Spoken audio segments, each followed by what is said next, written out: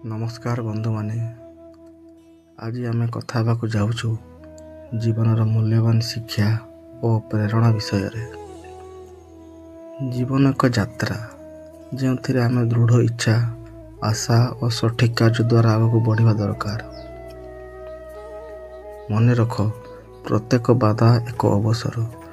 ଯେତେବେଳେ ଆପଣ ସଠିକ୍ ମନୋଭାବରେ, ଧୈର୍ଯ୍ୟ ଓ ସଂଯମ ସହିତ କାମ କରିବେ, ସେତେବେଳେ ଜୀବନର ଅସମ୍ଭବ ଲକ୍ଷ୍ୟ ପାଇଁ ଆପଣ ତିଆରି ହେବେ।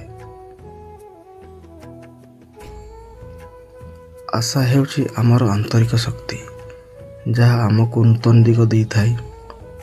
ଇଚ୍ଛା ହେଉଛି ଆମର ମନୋବଳ, ଯାହା ଆମକୁ ନିରନ୍ତର ପ୍ରୟାସ କରିବାକୁ ପ୍ରେରିତ କରେ। ଏହି ପ୍ରେରଣା ଆମକୁ ଶିଖାଏ, ଭଲ କର୍ମ କରନ୍ତୁ, ଫଳ ଉପରେ ଅଧିକ ଆସକ୍ତି ରଖିବା ନାହିଁ। ଆପଣଙ୍କର ମନୋବଳ ଓ ଶରୀରକୁ ସମ୍ୟକ୍ ଭାବେ ନିୟନ୍ତ୍ରଣ କରନ୍ତୁ। ସମସ୍ତ ପରିସ୍ଥିତିରେ ଶାନ୍ତି ଓ ଧୈର୍ଯ୍ୟକୁ ଧାରଣ କରନ୍ତୁ। ଜୀବନର ପ୍ରତ୍ୟେକ ଦିନ ଏକ ନୂତନ ଅବସର। ଯଦି ଆମେ ସଠିକ୍ ମନୋଭାବ, ପ୍ରେରଣା ଓ କାର୍ଯ୍ୟ ଦ୍ୱାରା ଆଗକୁ ବଢ଼ୁଛନ୍ତି, ଆମ ଲକ୍ଷ୍ୟ ନିଶ୍ଚୟ ସଫଳ ହେବ।